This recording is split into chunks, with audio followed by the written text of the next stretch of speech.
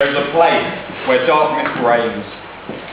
Awnings and bags disappear into its bowels, and that is where most scared Mallards dare to reach. But there is one boat who has pushed the boundaries. Explorers of the brave vessel Woodcut 2, of course, have broken the locks and shattered the doors to enter the abyss.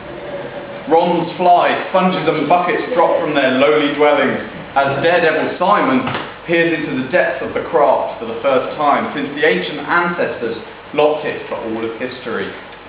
This ancient dynasty of Rachy P rules the vessel with her reign of paddle strokes and liquid consumption punishment.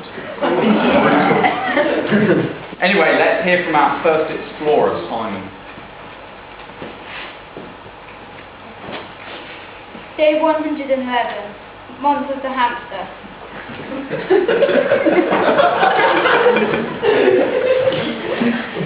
Year 20 RP, I found Woodcut 2, the lost vessel of Rachy P. As my locksmith, James Cratney, lit a torch, I saw golden water pistols and huge piles of pieces of egg. Treasure chests made a path towards the middle of the room, where Rachy P's two famous swords lay. I strode towards the sword. On top of the sword lay a note. It said, "I'm missing you lots, Neville. Love, Peter."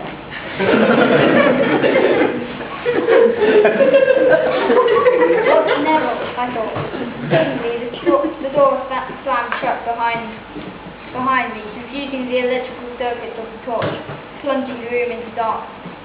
The darkness enclosed me and my crew as it has been foretold in the ancient scriptures of Woodcut 2.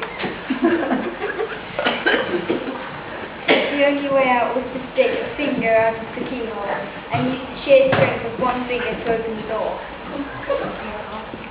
Could you demonstrate that, Simon?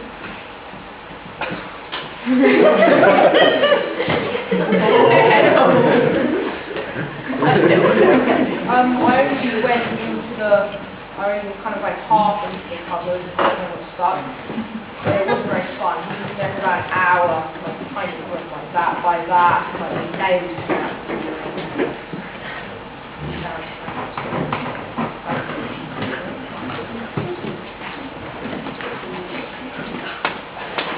Fortunately, Simon didn't experience any terror, apart from the fact that the door wouldn't open.